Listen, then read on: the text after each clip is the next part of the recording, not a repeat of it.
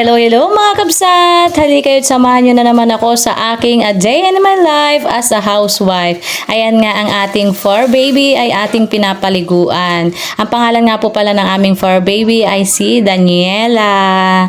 Naalala nyo po ba si Daniela na isang kontrabida?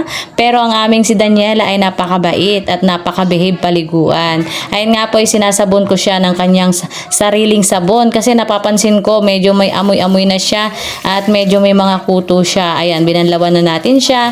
At pagkatapos ko nga siyang bananlawan, mga kabsat, sinampo ko siya ulit para mabango-bango siya kasi pumapasok na siya sa loob ng bahay namin. Kaya dapat malinis ang ating mga alagang aso para hindi naman ganun kadumi o kaamoy-amoy pag pumapasok siya sa ating bahay.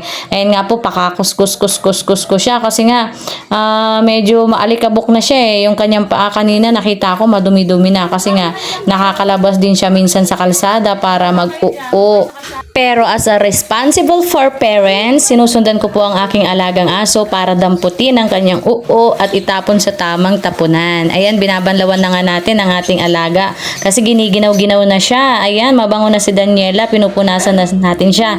May sarili rin siyang tuwalya mga kakabsat para naman maging komportable ang ating aso. Ayan na, giniginaw na siya. Ayaw na nga niyang magpapunas kanina pero pinilit kong punasan lang.